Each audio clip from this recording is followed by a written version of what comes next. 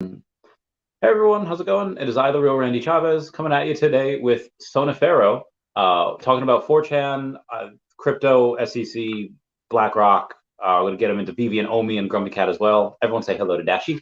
Hello, Dashi. So, my man, Sonifero. First off, interesting name. Tell us a little bit about yourself, how you came to be, and then we'll go from there. Glad to be here. I go by Sonifero. It was a company that I was an early investor. Back in the early Bitcoin and Ethereum, just focusing on investment. And then I just moved to. I was in IT for a very long time, so this was kind of like a natural transition from investing to actually getting a development team, helping consulting people on token, on launches, on ICOs, branding, things of that nature. So Sonifero.com. Sonifero is actually my company. And so when I got on Twitter, I just went by that, and then everyone kind of knows me from that name, so it kind of just stuck. So that's kind of like a brief summary of my experience and what brought me to crypto, investment, and then eventually development, and then eventually more education. The past 2 years or so, I really focusing on education.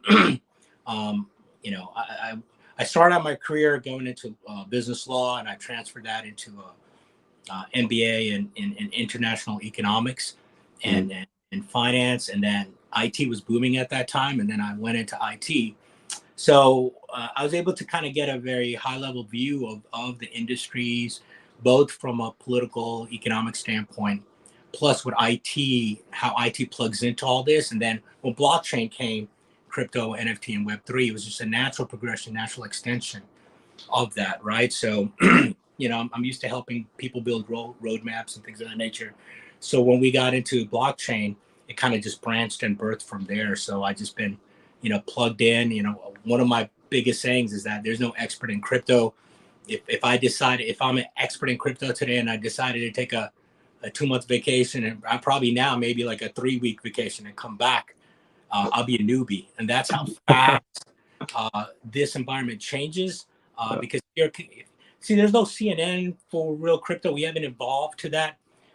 When we talk about crypto, there's 3% of the people invested in it, and then there's 2% actively invested in it, and then that's mainstream crypto, the stable coins. And you got a subsection of that, which is the altcoin and the meme coin, that even the mainstream folks have no idea about burns and these. So when we're talking about altcoins and meme coins, we're a subset of a subset, right? So now instead of 3%, we're like probably 1%, 1.2% of the world population that knows what altcoins and meme coins and burns and all these other that's still too much with it, right? And so the pro is, wow, we're really early, right, in this reset, in this shift, in this financial shift.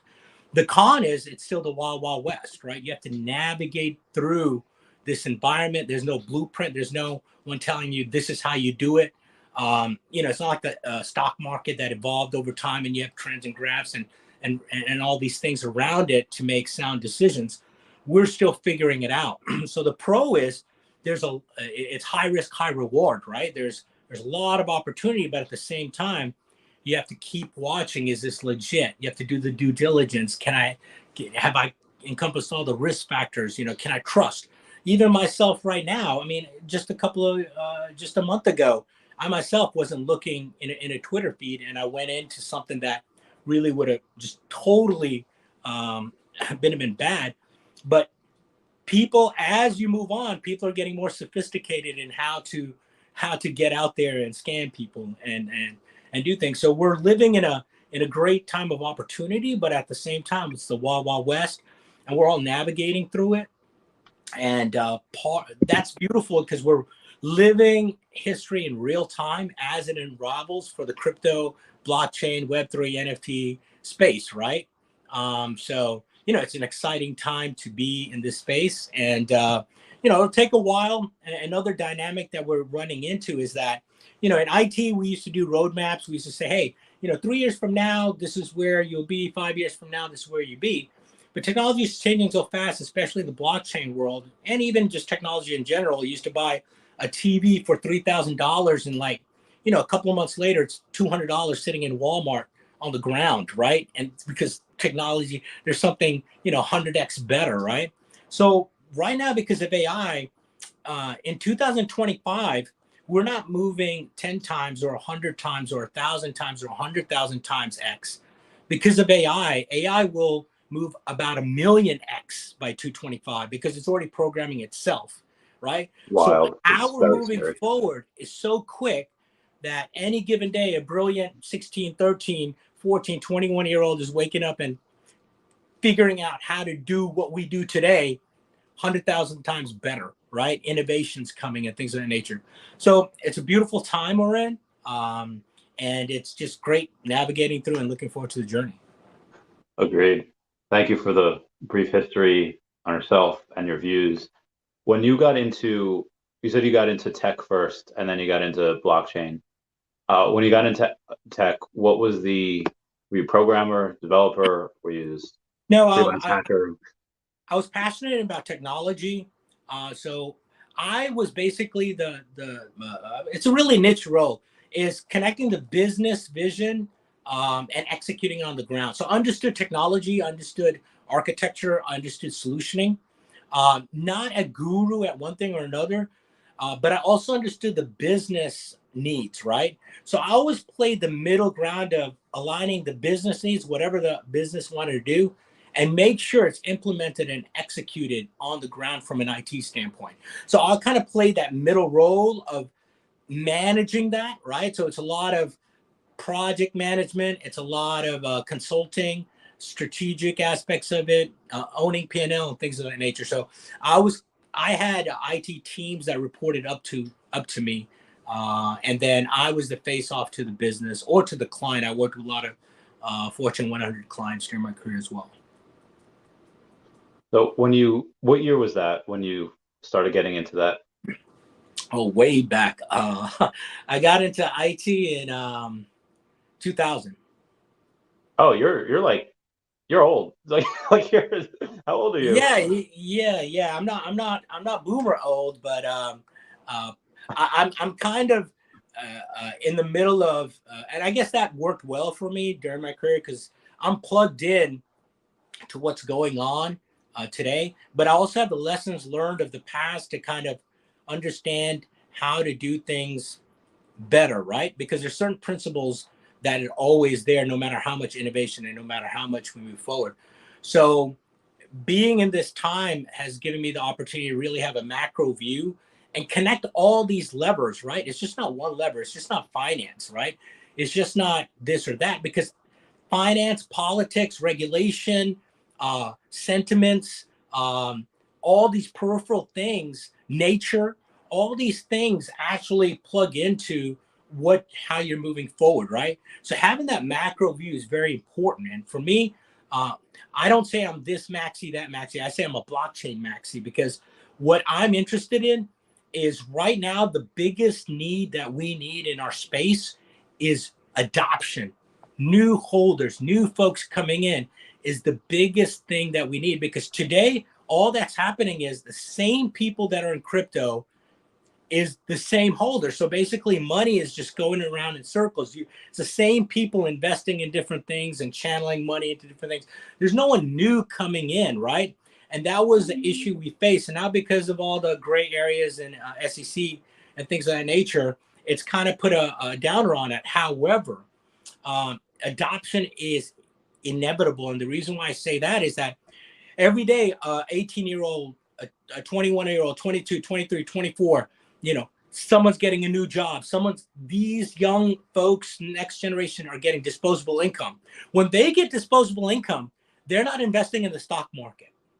When these people, like right now, someone just got a job somewhere. Right now, someone just got disposable income. So every morning we wake up, there's a new generation now working and getting disposable income. They're investing in crypto. They're investing in NFTs. They're investing in startups. They're investing in where we're at, right?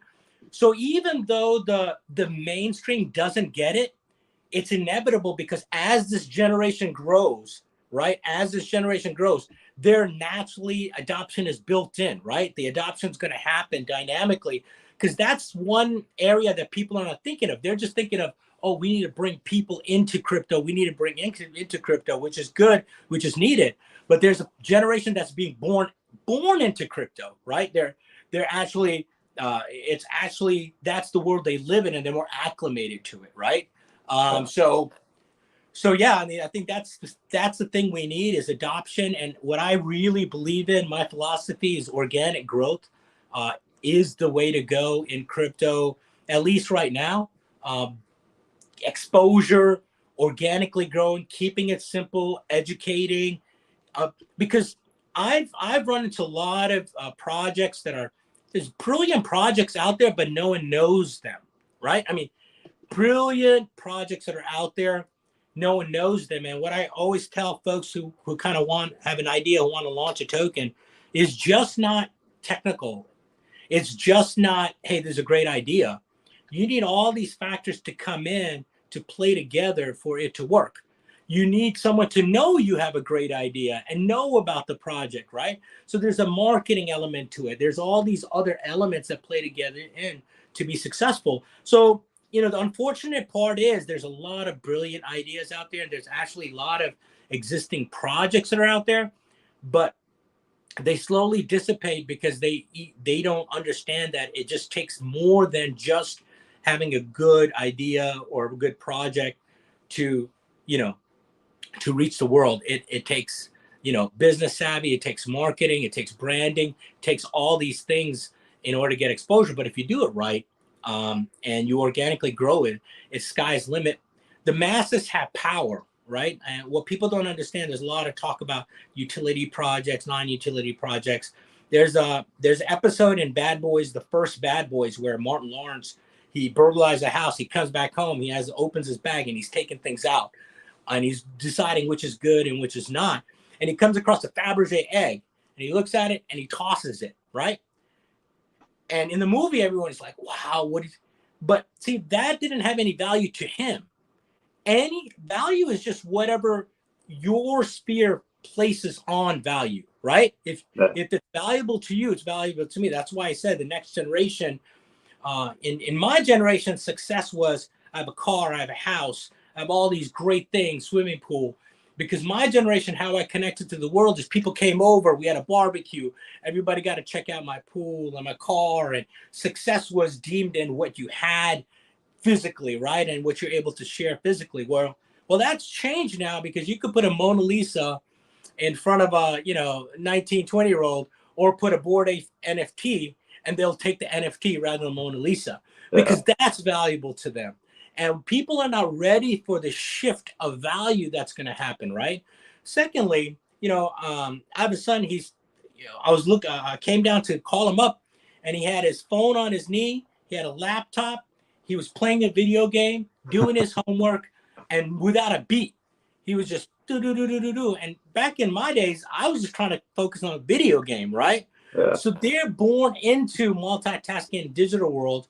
And that's why you see a lot of young people. I met one of my younger cousins' kids, and they don't have a driver's license. And I was like, don't you want your driver's license? Don't you want to get out and drive and experience the world? How old are they? Are they like 16 or are they like 20? They're like 16, 14, 15 age, right? Like getting permits. But to them, it wasn't like my generation, because how I connected to the world is I got my car and I went and I meet up with my friends and we did whatever. Well, they were born connected already. They don't need to go out to connect with their friends, right? They're nonstop connected 24/7. So that need to do this and that need to do that in the older generation, those needs are not there for the newer generation, right? And it's only going to evolve, right? As you get the VR, and as right now you have such a hard time taking people away from a 2D screen, which is their cell phone or computer, knock on the door, say, hey, come on, eat dinner. They're glued in, even us, right? Like Elon said, we're kind of a cyborg already, because without our phones, we have an extension of our arm, which is a phone. Imagine how it would be if it's so hard to detach from a 2D world. Imagine our kids who are born inside the internet.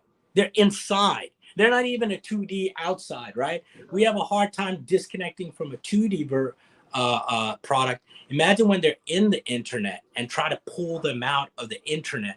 That is That's going a to be good very point. difficult, and that's where the world is headed. Yeah, I mean, when you talk about real conversations, I was thinking about this the other day, where it's hard to find. Like it's hard to go out on a date and really find someone that you connect with. Same way it's hard to, and some of my favorite memories though are talking until like 4 in the morning with someone and you're just sharing a bottle of whiskey and just, guy or girl, it doesn't matter, just having that good conversation. In the future, and in like the coming months, not even the next like years, you're gonna have people say, okay, here's a character, here's an NPC, but the NPC is gonna be loaded with AI, and you're gonna be like, all right, pretend you're Steve Rogers, and you're gonna be conversing with Captain America, and who's gonna want to leave that? That's gonna be very, very hard to. Yeah, and like when we talk about the metaverse, I have a couple of folks who are developing in the metaverse. I have a friend, early on, I asked him, so how does this work? I take my laptop, like, so if I want to go to work in the metaverse, I take my laptop out. He's like, what do you mean laptop? You're not going to really have any physical products around you. You go into the metaverse and you do it there, right? So, same thing. I have another friend who's developing, who is developing clothes for the metaverse, so it has sensors built in. So like you could play basketball and someone bumps into you, you could feel it. That's awesome. If someone hugs you, you could feel it. So outside of all these things, even relationships are going to be changing for the next generation because, they're already building products where you don't leave your space, right? People can hold hands and you can feel it. People can hug, you can feel it. So it's going to be a weird world that our minds can't wrap around where we're headed.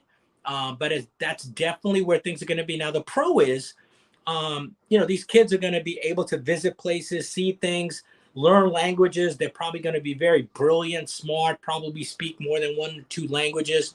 They're going to be very, very educated because the world is open to them. But the con is the personal touch from one human being to another is not there. So we don't really know all the ramifications right now of the future, right? Because the pro is all this awesome stuff, but the con is slowly, the personal touch and the personal interaction is going to dissipate, and everything's going to be inside the internet, inside the metaverse. Yeah, It's there's interesting. a there's an episode of Black Mirror where I don't know if you've seen that or if you know what it is, but there's they just sometimes have some futuristic stuff, some like an alternate reality. One of which is when this couple where they have like a virtual reality headset on, but it's not exactly virtual reality. It's just they're blinking, they're getting it on, and in their headset, it's replaying the memory of they had when they first met, where it's super passionate and they're super like they didn't have that on. But in the real world, they were just like, just kind of like very low, and it was yeah, I don't know how you can recreate that human touch. Like I, I don't know, even just hugging someone, like actual hugs, like oh, it feels good. Especially like the warmth of a woman. I don't know how you replicate that. Yeah, I mean, you can't replicate human connection. I don't think you're ever going to replicate that. What is going to happen is that, when you get into the metaverse, even how your looks not going to matter for my grandkids, because in the metaverse you just have an avatar, you have skins. You can be, I mean, it's already happening today. You can be whoever you want to be online, right? Yeah. But even more so for their generation, your identity of yourself can be anything. So what they're going to do is there's going to be avatars, there's going to be skins. Now, what's going to really play in is looks are going to slowly start going down, and personality is going to be going up. So, Hope so. the good thing is that if you have a great personality, you really don't need looks and all these things in the metaverse, right?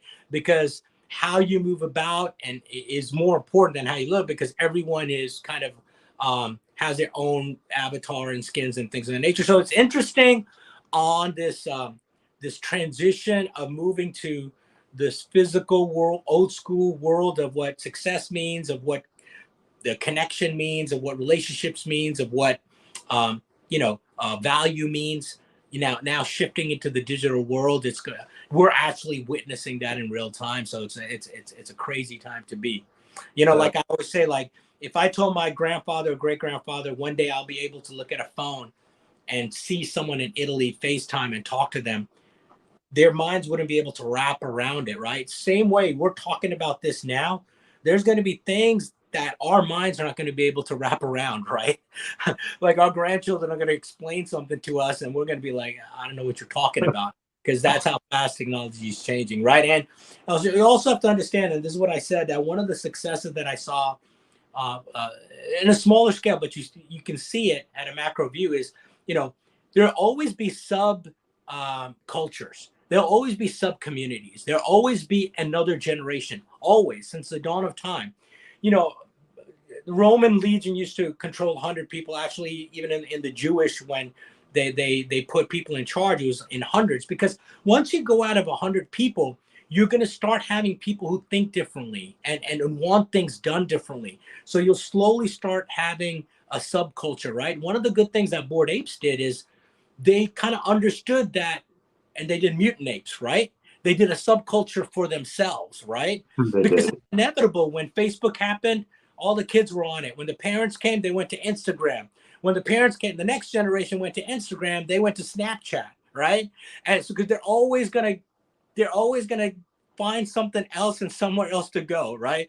And even then, people are gonna have subcultures. It's inevitable, and so you have to be aware of all these dynamics that play in. And also what we say community. When I say community, there's different lenses of community. Someone is in a community because they might be an investor, but they're not actively engaged, right? There might be someone who's investor and they're actively engaged because they really are looking at their project and they're looking at a long-term or even short-term. Then there's people who have money. It's not about money.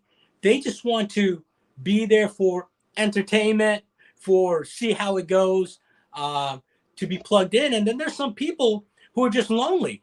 There's some people, it's not about money. It's not about all these things. It's just that I'm connecting with this group of people, right? And these people are now part of my life, and these people are now part of my family, right? So when you say community, it's not one for one. And I think that's part of a lot of people's disconnect. They don't understand that when you say community, there's different lenses. I might be looking at one lens. Someone else might be looking at one lens. Someone else might be looking at one lens, right? And so you have to understand there's different types of people when you say community that makes up what it is, right? And so it's just not one big silver bullet that answers everyone's questions and everything when you talk about community. And one of the ministers that I listened to, he said it best. He said there's only 3 types of people that come into your lives, whether it's community, family, whatnot. One are your constituents, right? And constituents are for something that you're for. So if I'm for this project, hey man, you're for this project? All right, let's do this. We're for the same thing, right? So he's my constituents. We're a constituency because we're for the same thing. The next group of people you meet in your life are comrades. And what comrades are, they're not for what you're for, but they're against something. And guess what? Man, I'm against that too, right? So I might have all these other things going on, but this person is against that. Hey, I'm against that too. Now let's go aligned in against someone or something. He's not my constituent because he's not for. We're just connect on and we bond on something that because we're both against the same thing.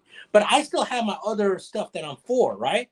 So that's the next group of people. They're just for that mission. Once that's over, they'll probably go away. Same thing for constituents. Once you're for someone, for something, they're for something, and that's done, then they'll go on their way.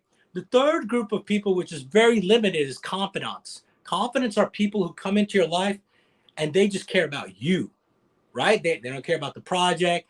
They don't care about what's going on. They care about how are you doing? How are you doing? And they're your confidants. So in reality, those are family, close friends, best friends, and things of that nature. So the best way to put it, when you go out there in life and you meet people, you're pretty much going to see these people in these 3 categories. Either they're constituents, they're for something you're for, comrades, they're against something you're against, or confidants, they care about you, right? So this is a macro view, how you look at people and communities, because this very well plays into everything else. It plays into finance, it plays into crypto, everything we're talking about. All these levers and all these dynamics play in. So out of all the talk about community and camaraderie, outside of 4chan, what is the best one that you've seen? What is one like, wow, you guys have something special here? I mean, there's a lot. The community. I mean, the let me just say that the more simplistic the project is, the better, right?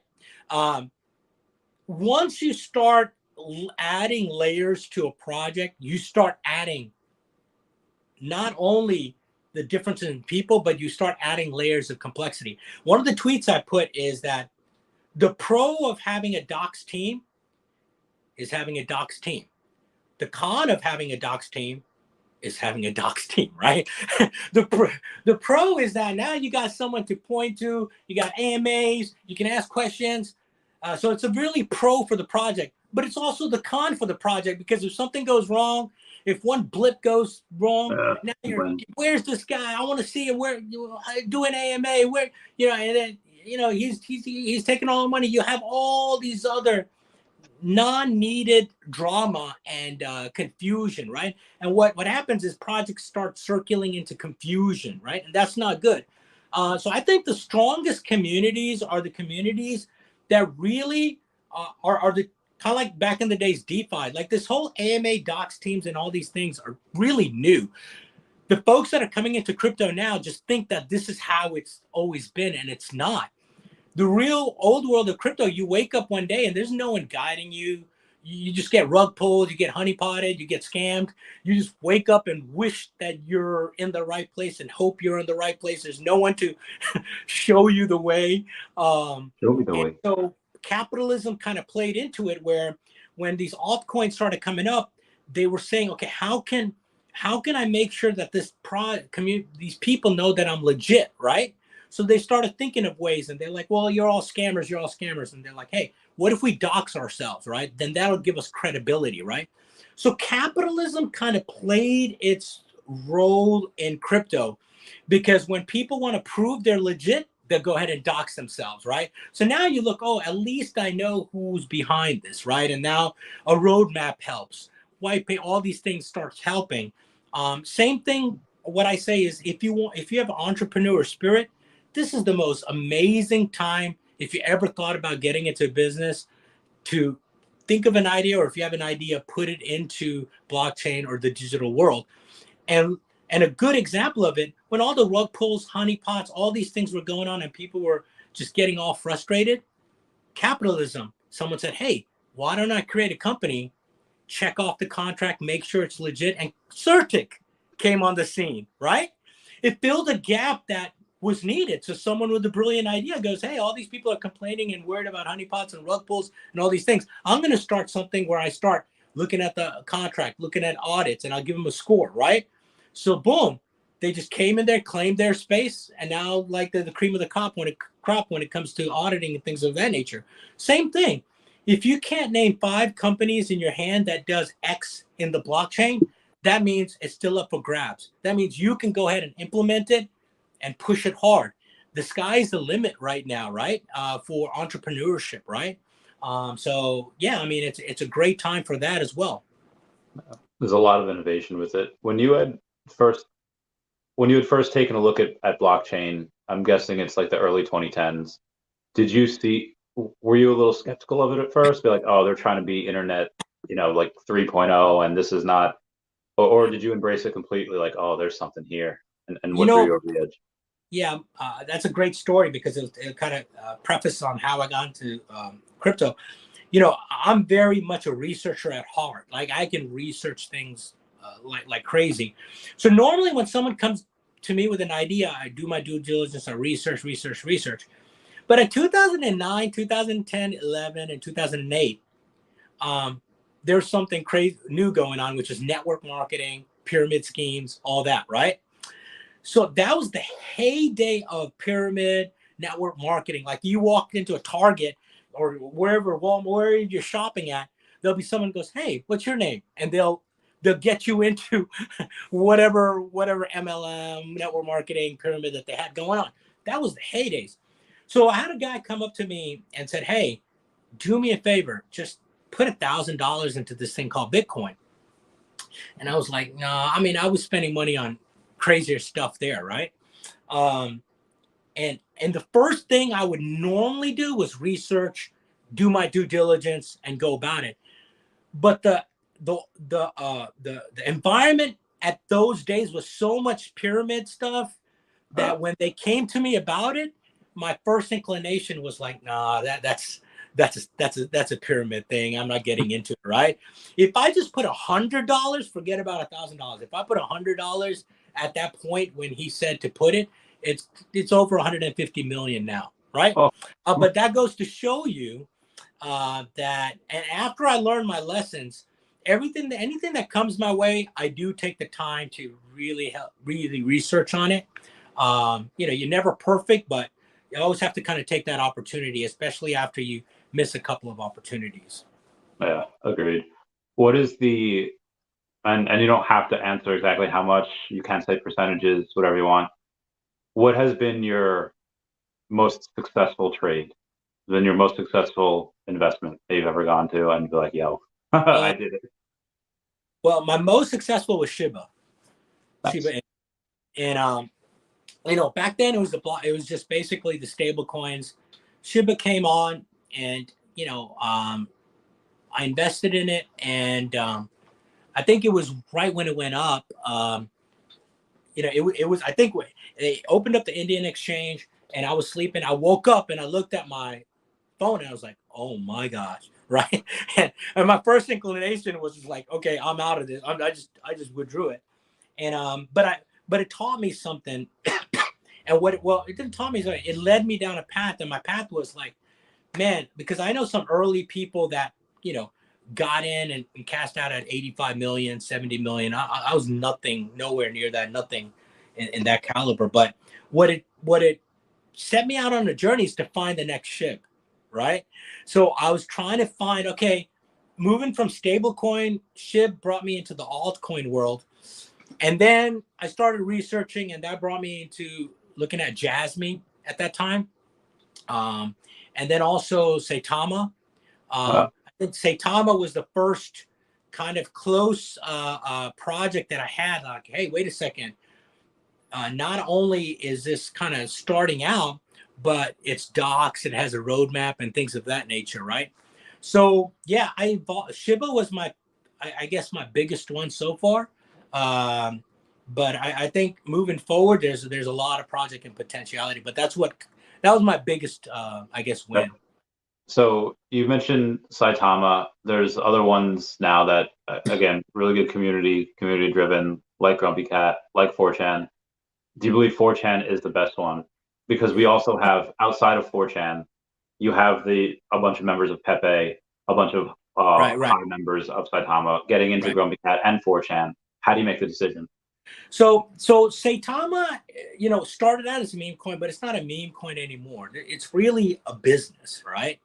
And they've got a lot of good things going on, a lot of great products.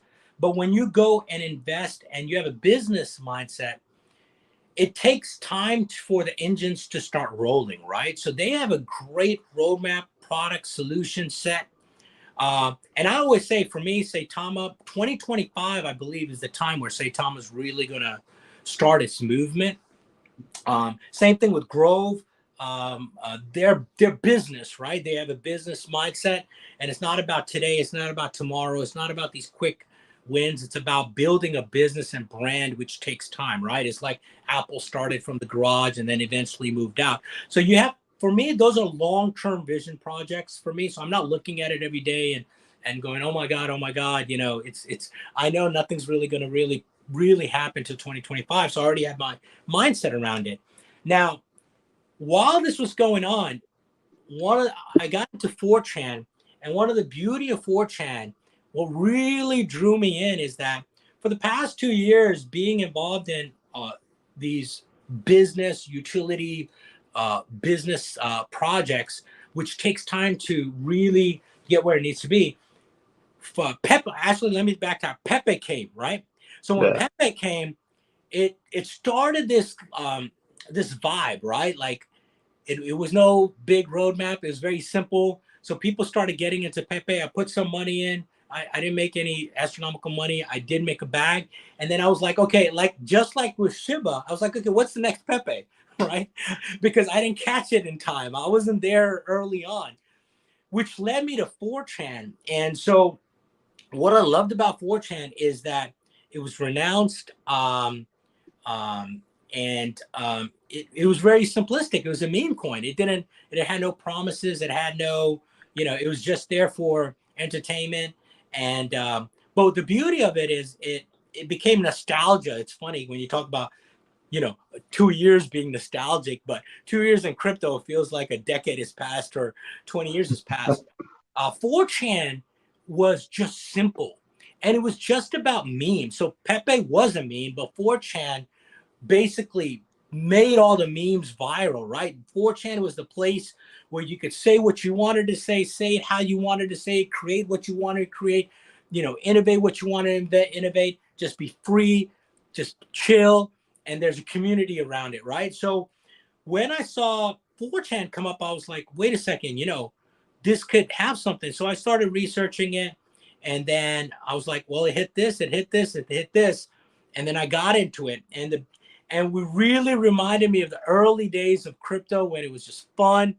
So, I just one of the good things about communities, if I'm invested in something, I go all out, right? So if I'm invested, whether it's, Shiba, I started, posting and doing things with Shiba. When Saitama early days, I was leading spaces, posting, and other people took over. So there's no need to keep doing the same thing with growth. There's people doing it. So 4chan was new. It was a baby, right? So, I just said, hey, you have to put it on your own back and just go, right? So I helped put some graphics together. It's trying.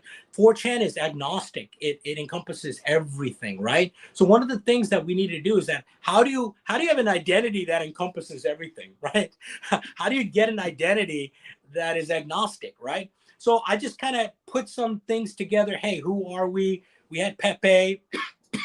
We were really small, grinding community. So I just developed this little character, and we just started building, just putting things around, put it out. The thing is, the beauty of it is that everyone just started taking their own initiatives to make things happen, right?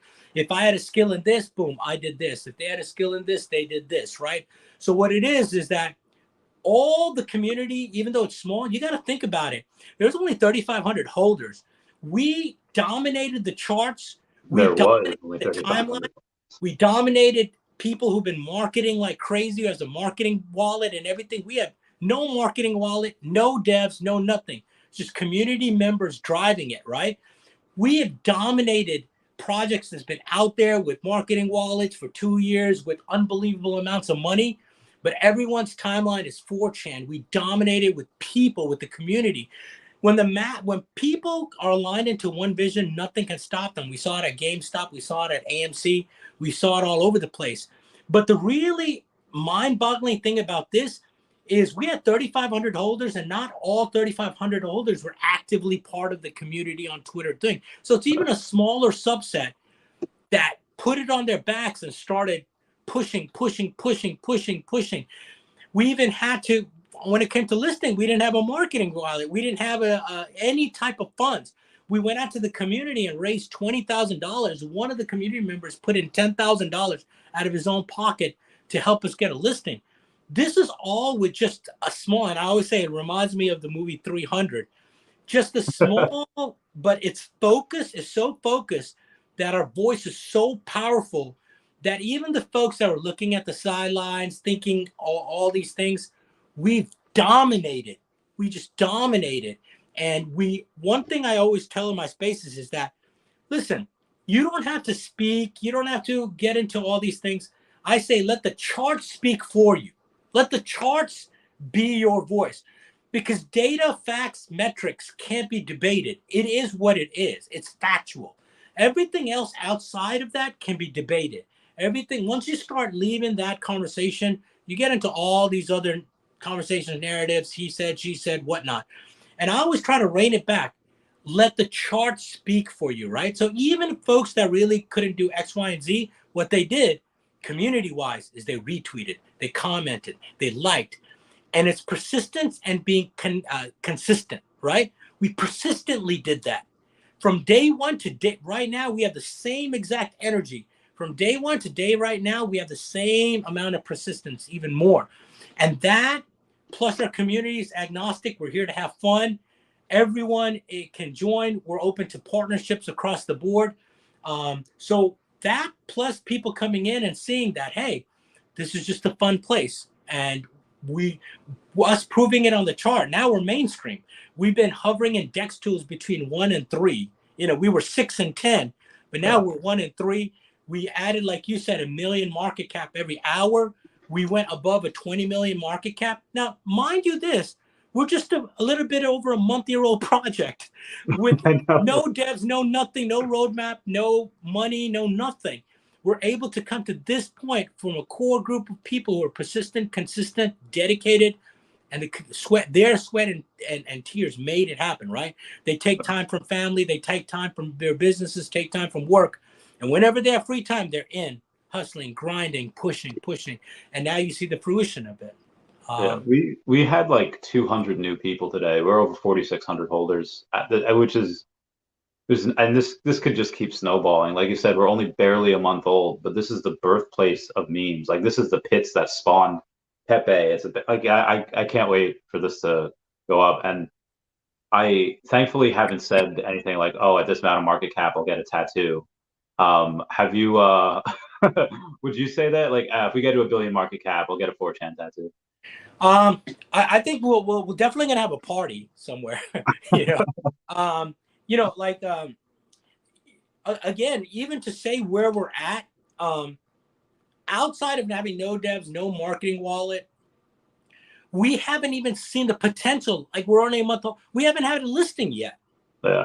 We haven't even had partnerships yet. And while we're on the podcast, we're open to partnerships. We're open to other meme coins. We're open to anything that progresses or helps have a win-win, a mutual win-win. This is the time for entrepreneurship. Even within our own community, we said, you have something innovative you want to bring, let's do it, right? So, if we're, like I always say, if we can do this thing with less than 4,000 holders, we come this far. Imagine when there's 10,000, 15,000, 20,000, 100,000, 200,000, right? We've accomplished this so much with so little folks that have the same voice and so powerful. One of the things that I advise is just keep the same energy, keep the theme, which is simple, have fun, try not to get into too much complexities and dramas.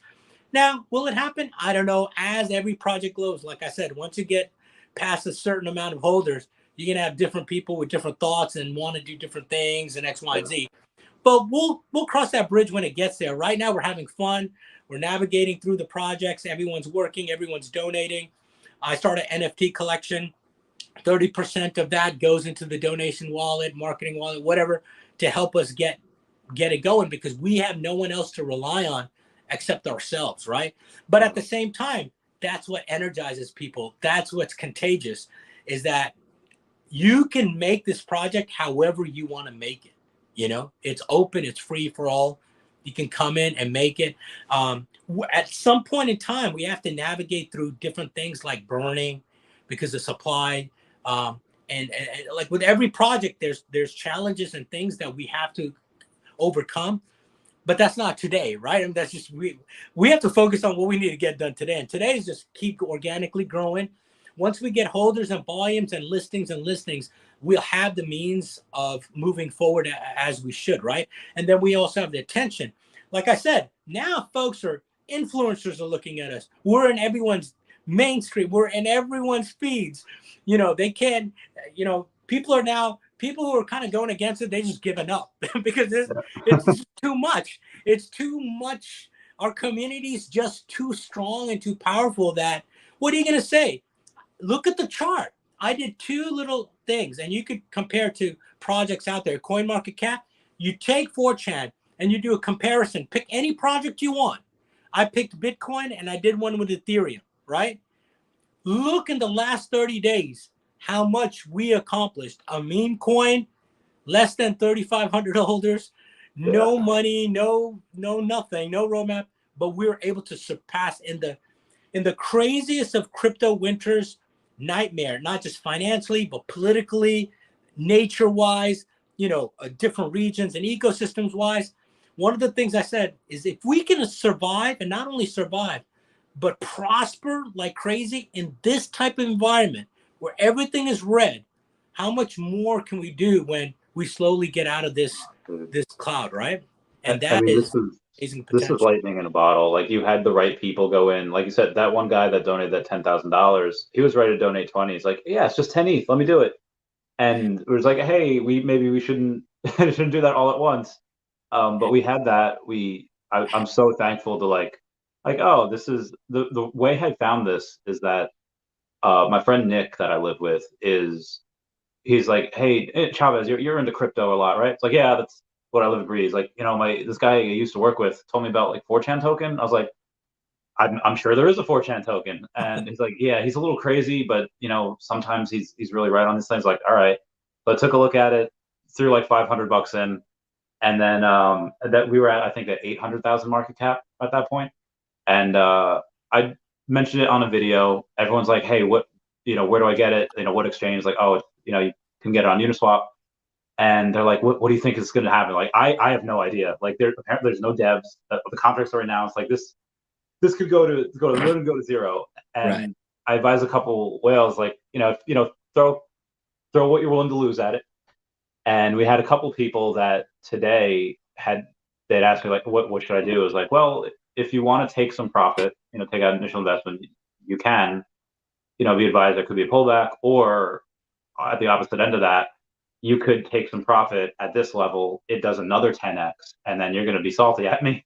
But this had a lot of them had taken profit, taken off their original investment, took a little bit of profit, and we still went up again like $1 million an hour. So, Yeah. and now the rest of these guys that were in at like $1 to $2 million market caps, they're hodling, and like the selling's done. Yeah. You might have a person every now and then going in, but people that get in at $15 million market cap, they're probably not going to sell at 20 million. They might hold until 50 or 100, and that could just be the start. You'll have people that love to chase green candles.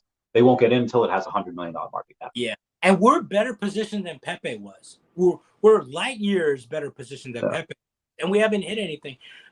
Now that you said that, two shout outs. One is outside of the community members. One of the things in 4chan is that our whales, right, have been aligned with the rest of the community, which you sometimes don't see, but they've been pretty stable with us, right? So one of the things that I wished for, and I put out a tweet, is that one of the hopes that I had is our whales. And by the way, I'm not a top 10, 50. I'm not even a top 100 holder. If I'm invested, I'll go for it. But I just didn't want to get it twisted, right? One of the hopes that I had was that the whales that we have are legacy-minded people, right? You can make money in crypto, but some of these whales have the ability to make a legacy, right? Cement it, right? So far, they've been on that route. They've been unison with the community. Whatever profits they're taking, they did it progressively. They didn't just go all out. I think the biggest swing we had was someone who's sold like 9,000 or something of that nature. But that is another factor that's making us successful, is the whales seeing the history of Bitcoin, seeing the history of Ethereum, seeing the history of Shiba, seeing the history of Pepe. These whales, I hope that they'll still have this legacy mindset. 4chan is not only poised to just decimate what Pepe did. 4chan, if the whales are in unison, can be just a crazy force in this, right? The second aspect is that if you see, as you mentioned, is the one of the things that I have is when I invest in a project, and I don't really go out and talk about projects. I talked about usually Shiba, Saitama, Grove, and Jasmine were probably the 4 projects I talk. And when you talk to people a lot in this space, they slowly evolve to usually about 5 projects. Like when you're in this space for a long time, you usually have 5 big bag and maybe little peripheral things, but really you kind of hone it down. Um, so for me, one of the main things is when I started vocalizing 4chan, one of the things I prayed about, and I'm the type of person who goes all out. If I find something that works, I tell my family, I tell my friends, this worked. I'm all for people being successful with me, all for it. If I find something that is making money, I'll let you know, right? Now, it's not financial advice. It's, you have something to look at and do your own diligence with, right? One of the things that I was praying, and this was happened last weekend, is that the folks that came in, seeing my spaces and listening to my voice and seeing what my comments and tweets, is that please, Lord, let them have a time to make their money back, right? So that weekend we were Xing like crazy, and I held the space and I said, hey guys, I can now wash my hands. You can leave your money in here. You can take it out. You can do what you would, but everyone who invested made a profit, right? So I was able to have that burden released from me saying, hey, there's a point in time that you can do this. And a lot of people did it. A lot of people, got their initial back. Some people sold and went on a vacation and paid for this and paid for that. And some people held on. That's all on, each individual person. But I wanted that window, that opportunity, so no one can ever come back and say, how come you didn't tell me? X, Y, and Z. And there was that time where people could make it. Now, granted, now we even had a bigger upswing where if you didn't do it now, you had it. Now, the beauty of it, at least for me personally, no one can say, I didn't tell you. Everyone had profits of the ability to do it. So I can wash my hands and be peaceful, sleep at night that, I put it out there. That was something successful for me. I told people about it, my friends, family, whomever, and they could partake as well. And a lot of them are still in. And now I had in this past week, I had so many DMs from people coming into this project in the last 24 hours. I think in 2 hours, we were able to get over 220 holders. I think even a less than a 2-hour spread. Now what's going to happen is we're mainstream. Influencers are going to talk about it. We're going to be in podcasts. I already saw some people lining up to do 4chan. We're in Dex Tools, taking over Dex Tools. Now it's kind of going into mainstream, and now it's listing time, right? Listing. Now, what I say to everyone is that don't look for all this like crazy volume. We just keep what we're doing. Consistent, persistent, organic growth. Grow the community organically. Everything else will come. I have something we'll get into. Part of the thing that I really like what you were saying is like, hey, I made y'all money. I'm gonna do what Zafacer asked. Be like, Randy, ask for some tips. I made y'all tens of thousands. Super chat. No, you don't have to. You could donate to Best Friends on Friday if you want. That might be better. We have and we actually just went up. We're just below 20. We're at 19.46 right now, up 134% on the day. But let's take a look at also Slumdoge Millionaire finally is getting in. I've been poking him. Hey, get in. $3 million market cap, $8 million market cap. Finally at like $15 million market cap. It's like, haha, okay, I'll get in now. We're telling him at 700K.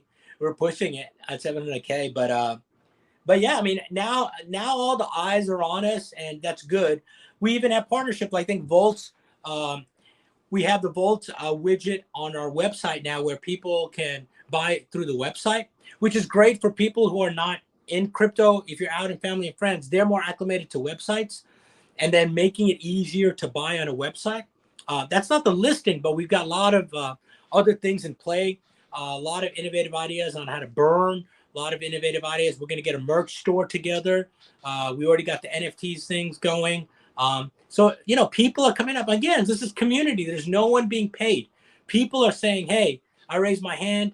There's people who are starting we have one person who helped other communities with their merch. He's coming in and saying, hey, I'll start it up and Yeah. So that do it. gives 4chan a little bit of utility, being able to go buy merch with it that you can't really get anywhere else. I think that's really brilliant that you can go like, oh, yeah, you could buy this with Ethereum and we can make a little bit of money, or we could give it all to 4chan and we could have that utility, which I think was Yeah. really cool. And, But we and do we're have, open to partnership. So if you're out right. there, I reached out to some folks that are out there. One thing is that we're agnostic, right? We're all memes. We're everything. We're not just one thing, and we want to keep that energy and keep that theme. And because we don't want to be kind of siloed into just this, we want to kind of leave it broad so we want to work with other communities. So right now, Voltinu, there's other communities that are coming up that want to partnership and work with us, and we're open to it. And I think that's probably going to be the biggest legacy that we can leave behind is try to be as agnostic as possible and not be too siloed in. But there's always gives and takes, in that, and you just have to navigate and balance that out as we progress. And speaking of the exchange, we do have from JB Crypto. What up, 4chan fam? When updates, hope everyone's been well the last 24 hours. Keep celebrating. Been an extremely busy but awesome day. Bullish AF right now. The 20,000 in liquidity and listing agreement has been sent over to the exchange. Now we wait until this Wednesday on the summer solstice, the 21st, for the official announcement from the exchange. The listing will go live one day later on the 22nd. Congrats to everyone who donated the 4chan listing wallet and made this happen. You've just contributed to making history. Pat yourself on the back, Chads. And don't forget the listing donation wallet is always open. When you have something like that, yeah, when you have something like, again, 4chan, I've loved it for like 15 years. When you have something like that where the origins of it can get really dark, it can get really wild, wild west. Right. Is that something that we should embrace? Like, okay, this is the true essence of 4chan, or is that something to be like, oh, maybe we don't want to have that in here because we might offend people, or is that how you get more people by being super divisive? Well, I think it's the same vein as where Elon Musk is going with Twitter, right? I mean, there's freedom of speech, and then there's other things that, like, naturally when you say freedom of speech, you have all these things that come about, right? And that's, that falls into the bucket of things that we're gonna have to navigate through, right, and understand, right? um how far, do we go? I mean, majority of the people when they think of 4chan, they think of the memes, right? Majority of the people, right? And that is what we're really aligning ourselves with, is the more fun aspect of it. And even in our telegrams, you get people that are very vocal, energized, different thought process, different types of memes. And that's something we're just going to have to navigate through. But, all in all, I think the best way is we're kind of in the same vein as Twitter, right? Like, we don't want to suppress anything. We don't want to go too far this way, too far that way. I mean, there's definitely boundaries in certain things, whether it be criminal or things of that nature. But I think more than anything else is just you're always going to have these ones. You're always going to have these subset of folks that are just going to come in and do these things, right? But the majority are folks that just want to have fun and take it there. I think that's the theme we're going to keep following, is that, we're just having fun, we're making memes, and we're just keep going out there and just letting folks know that we're here. So there's two other projects I did want to talk about real quick. I know we've been poking at Pro the Doge, be like, hey, better late than never, I guess, for coming in now. What other, if we're talking about partnerships, here's the one that I think is more realistic. Oh, hey, a 4chan Grumpy Cat partnership. Like, we already have a lot of the same, I'll say investors, a lot of the same big wallet holders that was in Pepe, that was in Saitama, that are in both Grumpy Cat and 4chan. What's a way to do a partnership without taking away from each other? If that makes sense. Again, there's no blueprint, right? Yeah. We're the first ones doing this. I mean, what we're doing today in this past 2-3 years is going to be in the textbooks for future generation when they learn about crypto history. We are actually putting all this together, right? I mean, there's people just innovating right now. Oh, what else can we do? So Yeah, well, one of the things with Grumpy Camp is keeping it simple, right? Like I said, if you keep it simple and not get too complicated, yeah, the masses are more acclimated to that, right? So yeah, I think there's definitely we just have to think of how it'll work, because it just has to be a win-win, right?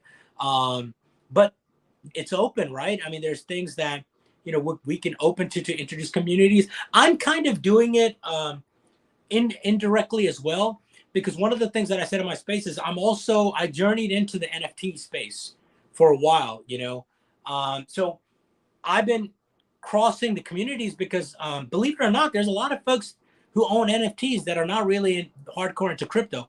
There's a lot of people hardcore into crypto that don't have NFTs, right?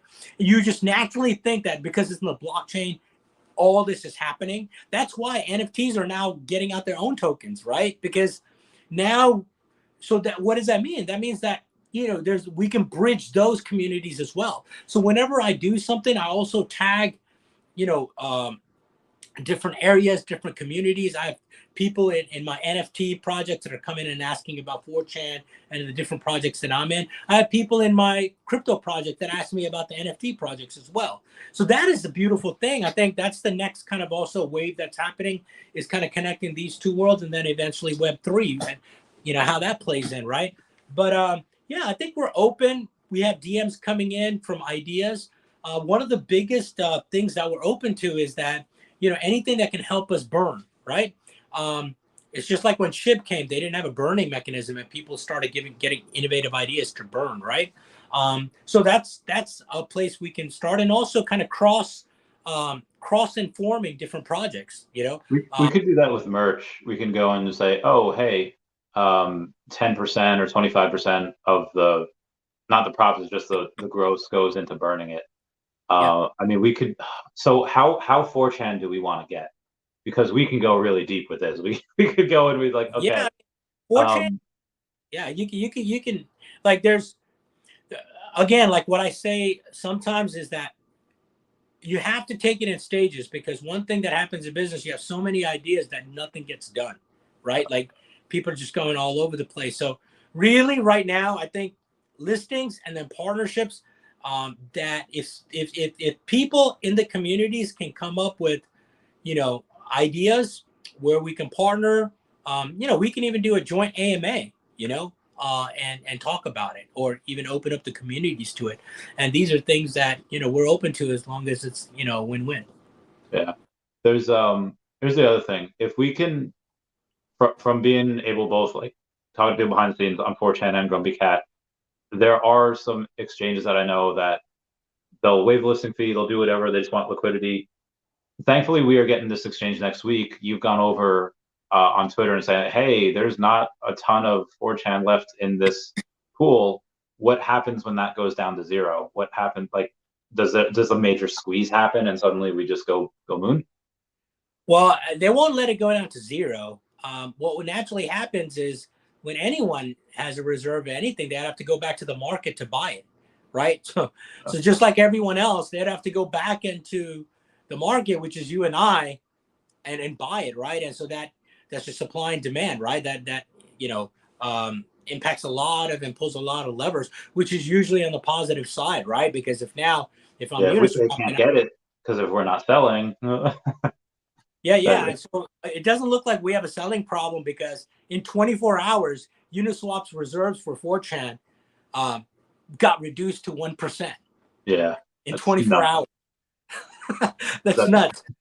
So yeah, I mean, like, that's why I say, look at data. Let the data speak. Let the data speak for you, right? Because when all is said and done, that's what matters. That's what the people are going to be looking at the end of the day, is that all these levers from a metric standpoint. Where's Uniswap at? Where's DexTools at? What are the sentiments? What's going on? What are the future listing is coming, right? These are all the factors in the risk. Just like how you have to factor in ETH fees and gas fees, and all these kind of front loading bots and things of that nature. When you buy crypto today, you have to factor in all these things, right? So these factors won't ever go away. You just have to kind of reduce your risk as much as possible, right? Sometimes it's even when to buy. Like, I tried buy X waited for an hour, or I keep hitting refresh, and I was able to buy without, with lower fees. And those just come with organic learning. And one of the things that I'm very keen on is that throw people into the fire. See, the best way you can learn crypto is just being in crypto. That's the best way. I mean, Yeah. once you get scammed, once you get rug pulled, once you get honeypotted, you'll learn, right? Like you can guide people so much, but what I say is that I can teach you how to open up a wallet, maybe buy ETH and do X, Y, and Z, and look out for this. Don't click on links, and very basic thing. But everything else, guess what? You have to be thrown in the fire and learn it. You have to be plugged in day in, day out, just like the rest of us, because I can leave 2 weeks from now and come back, and it'll be a whole new world. There's no one's going to be expert on this right now, right? So yeah, I mean that's the world we live in. You can only base on what happened with the prior, but the beautiful part is we're in a sweet spot. We're not totally blind because we have Bitcoin, Ethereum. We have the lessons learned of someone buying a pizza with whatever, $100 million of Bitcoin. We have the lessons of Ethereum. We have the lessons of Shiba. We have the lessons of Saitama. We have the lessons of Growth. We have the lessons of Pepe. We have the lessons, right? That is valuable. That is the most powerful thing you can have, is the knowledge. It's taking those lessons and saying, hey, they did all this. And that's the same thing I think with Saitama. With Saitama, SHIB never had a burning mechanism in their contract. When they took over the Saitama project, they embedded a burning mechanism, right? Yeah. So just like that, they learned from the project before. Now we have all these projects. So we are in a very sweet spot where we're not just fully blinded. Like, we're not going in this totally blind. We've got all this valuable data that we can use and say, okay, we know what worked in the past, how we can take those lessons learned and make this journey better, right? Or the best as we can.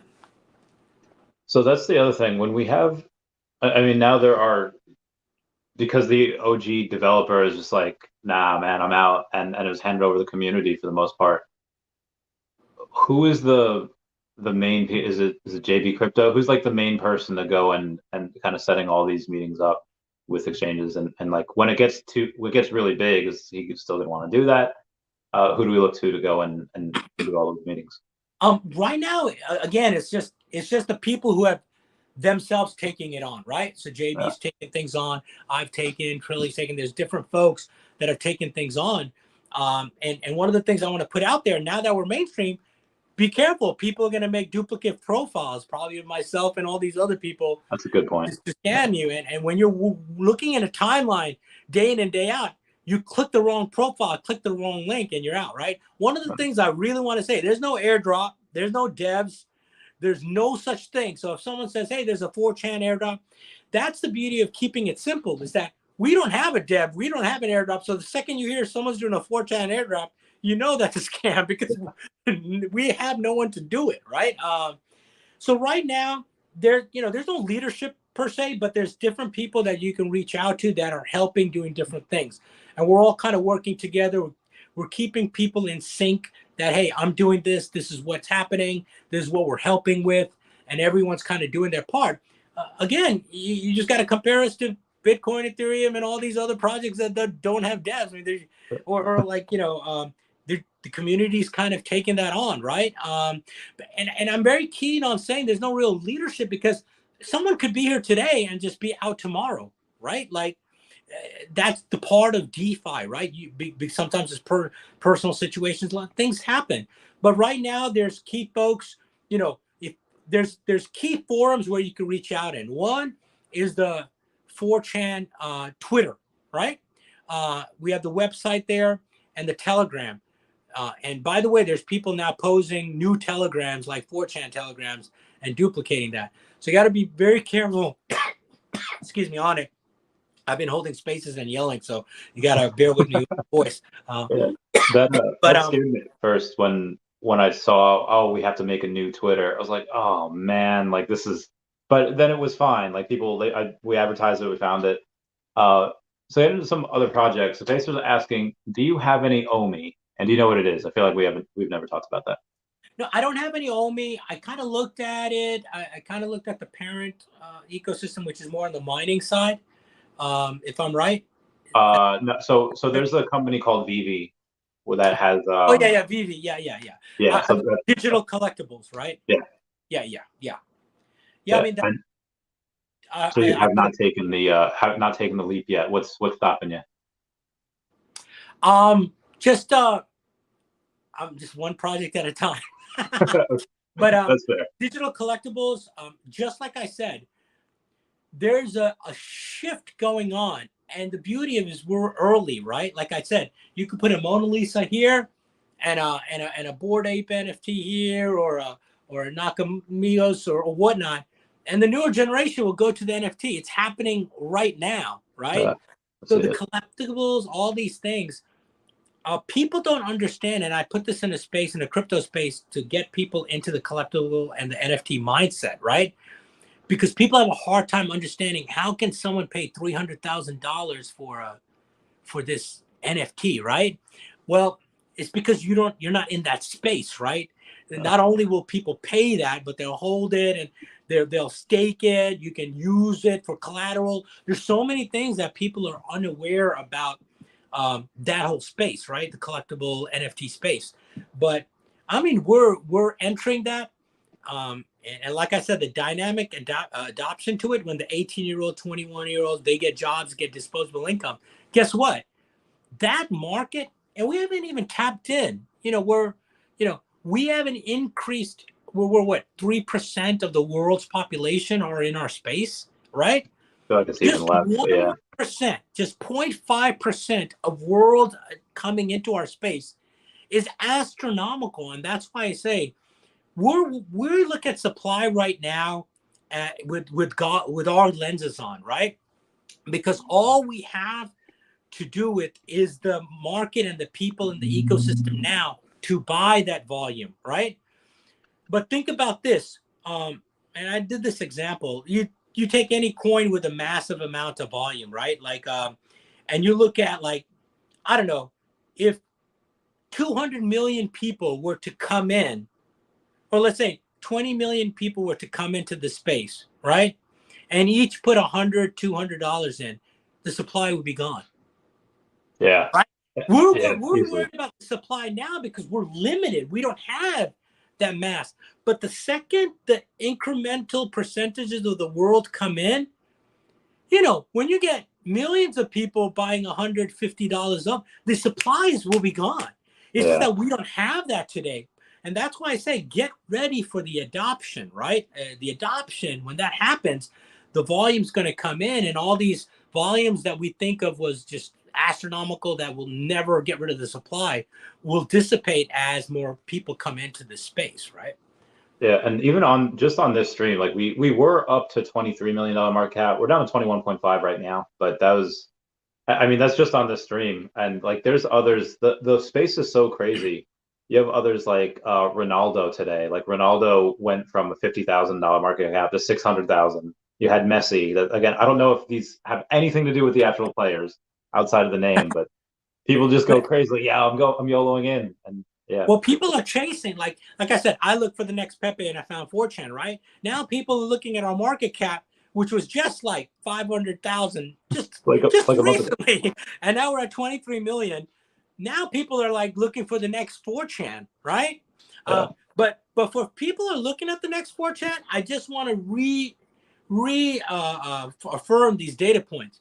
We're still only at 4,500 holders. Yeah. And we're still only at 12 zeros. So even though like it seems like big, we're still early without a listing and everything else. But that's what's happening, is that people are now, one of the good things is that, and I say, crypto needed meme coins. Crypto needed this. They really needed this, because this gave a breath of fresh air, energized people. People got back into this these type of projects. They said, "Man, this feels like SHIB. This feels like SafeMoon. This feels like when we first started, right? That energy is there." And that really breathed life into people, which is number one, when they really needed it the most. Number two, they're able to make a profit, right? Number three, it lit a fire to all these other projects that forgot about organic community growth. Now all of a sudden, I was looking in the past 1 month. It started about 4 weeks ago. People are starting to meme now. Other projects are starting to put out things.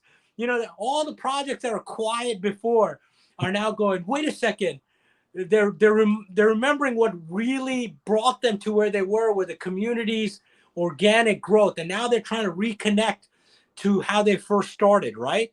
And so not only was it helpful for the crypto market and individual folks to make a profit in this crypto crazy winter nightmare, but it also ignited other projects that were here for a while that got comfortable, and they're like, wait a second, this 4chan is just dominating everything. And the reason why people are attracted to it, it was just brought back the nostalgia of just community, humor, happiness, just watching the charts. And now they're going, wait a second, we have to kind of get back into doing these things and holding spaces and putting things out there and making graphics and making, you know, marketing initiatives and stuff like that. So this is all good. 4chan is igniting fires, right, for crypto to now take accountability, right? Forget about the news and forget about all these things. Forget about, we're like the David and Goliath. If you look at we've been averaging over 130% since launch. We've been over 2,002%, 2,200% in 30 days. We're everything that anyone who's an expert in crypto saying, we're beating those odds, surpassing them, and dominating. And so we're breathing new life into the space, in the holder space, and crypto as a whole. And we're breathing new light into other projects that are now saying, hey, we need to go back to our roots. Speaking of new projects and all that, we have Judah Lyon saying maybe a 4chan VV collaboration. Now, the people from VV are a little bit busy with everything, but the community, however, would be, I feel like this could be really interesting. Back in the day, we used to do a lot of giveaways when we had transfers available. Oh, I can transfer you this Spider-Man NFT or this, you know, Wonder Woman NFT, whatever it is. But the transfers were off. So the only real ways I could do and giveaways like, oh, I'll give you some OMI, I'll give you some this. We had done a giveaway on 4chan last week. I think it was like $50 or whatever. You know, every $1,000 or so we had raised, we'd do a giveaway. How could we go and incorporate the VV community? Because they're a big community and they spend a lot. How can we do that with 4chan? Yeah, I mean, we're open to, like, we have an NFT collection that I put together, but we can work something from a VV standpoint, maybe make some sort of a limited collection or start thinking of some sort of campaigns. And we're open to it. Like I said, if it's a win-win, we're open to it. We want to stay agnostic. We want to work with everyone. We're not siloed. We're not really cemented, and we're not living in a bubble. We're just we have a very macro view on, you know, as a community, how we want to go about it. And it's just basically organically grow, keep the energy going that we have. And I mean, hats off to the community. They have not stopped. They have not stopped. I mean, this community is just rolling 24 hours a day. When we sign off in the US, UK, Asia's picking up, and they're rolling with it. Australia's picking up, rolling with it. We wake up and we roll back on, and it's just a nonstop machine. Yeah, you have companies or we have countries like China that are now pushing their banks to accept crypto clients.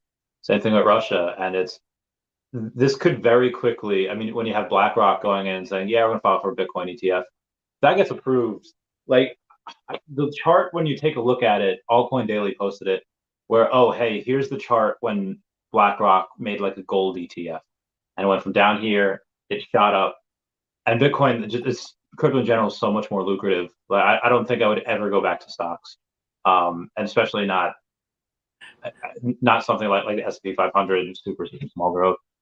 I don't know. How would we go, and if someone wanted to make an ETF of like meme coins, the one thing probably would be 4chan, but how do we go and separate ourselves from everyone else?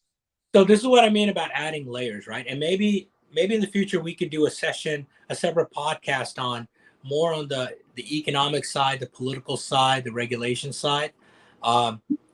But when you start getting into financial instruments, you start going down a different path, right? You start getting into a regulated path, right? I don't think, I mean, I might be wrong, but I don't think right now is, again, an entrepreneur could come and make things happen. But I think for us, where we're at right now, um, um, we need to let all this kind of gray area get away, right? I mean, move away, and it will, right? Um, if we do another session, we can really talk about, the underlying frameworks of why things are happening, right? In the digital space from a governmental standpoint, regulation standpoint, political standpoint, and economical standpoint, because that's a whole different podcast, right? That has many levers and many things. But I think let me take the conversation to at least hone it down to where we're at here. One of the things that I always said in my space, and I said this 2 years ago, is that the regulations in government regulations are going to come in. One of the things that you see in generations and in history is that quote unquote powers that be, whatnot. When you are able to make generational wealth, that scares the ecosystem, right? Like what really prompted folks to come in is when they found out that Shiba person who put it in whatever $8,000 and went to $1.6 billion. That's when the hedge funds go, what happened? 8,000 to 1.6 billion. And so they're going to come with regulations and things of that nature. Crypto will never go away, but what they want to do is stifle the possibility for the masses to make generational wealth.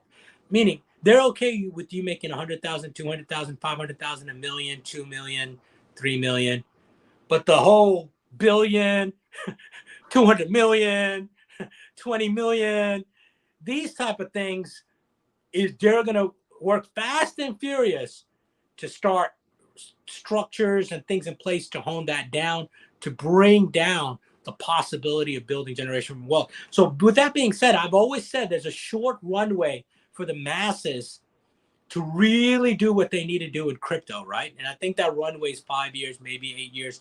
But now with this, and this was 2 years ago, I said this, that it could be 5 years. Now with all these things coming into play, if we do have another session, I'll get into that aspect of it, the financial and economic aspect. But I think there is a lot of utilities, functionalities, things that are in play and are actually happening in a subculture. Again, value is whatever is whatever you and I agree what value is. There's places still now, tribes that are, exchanging X, Y, and Z for whatever they want, right? Like I said, he threw away the Fabergé egg because it was worthless to him, but it's worth something to someone else who sees the value in it, right? So everything, even our dollar bill, whatever, it's just basically we have entrusted that someone else is going to see a value in it, right? So the beauty of it is that these subcultures will still exist, and there's a way for it to really take hold, but we just have to navigate and see through it. Part of our problem is we're really living this in real time. There's no blueprint. There's no thing to tell you that this is going to work and this is not going to work. Someone just needs to come up and do it, right? And make it happen and see the fruition of it, if it's successful or not, or if things need to be tweaked or modified to progress it. Agreed. So I love how we are teasing a part 2. So we can definitely do that at some point. I know you're always constantly in spaces. Thanks for always trying to, bring attention to the space. I'll continue talking about it every day as well. Together, we'll take us to the moon. Absolutely. Anything else you want to go over before we bounce? What we did? Yeah. So just a very high level, just data points. Number one, we're just barely over a month old. Number two, the contract is renounced. Number three, the original contract owner also outside the volume has blacklisted some early bots, so they can't sell. So that is not part of the circulating supply. We're still under 5,000 holders. We're still at the 12, 13, 0 mark. We're way astronomically better positioned and poised than Pepe was. We're agnostic. So we've got a lot of potentials that we can make happen and navigate through. We're we're still early. And the beauty of it is just community coming together and seeing what we can make of this. Our community's small, but we're dominating. And as we grow, we're going to dominate more and more and more. And just a great time to be here. People have taken profits. People are still in it. And as you said, while we're talking, it went up to 23 million. So hopefully we can keep doing these podcasts and spaces, because that also helps, people get more understanding and awareness outside of the tweets, put faces and voices, and maybe some new learnings as well. So thank you for having me. My followers, if you're not following Randy, let's follow each other, because I think we're going to move forward. Let's see what partnerships we can do. Let's see what other listings we can do. And we're just going to keep grinding, persistence and consistency. We're still dominating, and we're going to continue to dominate. Expect us. Expect us. Sounds like anonymous right there. All right, I'll talk to you off camera for a bit. Everyone, thank you so much. Thank you, Anna, for the super chat. Everyone say bye-bye to Dashi. Bye-bye, Dashi. Bye, Dad. It is.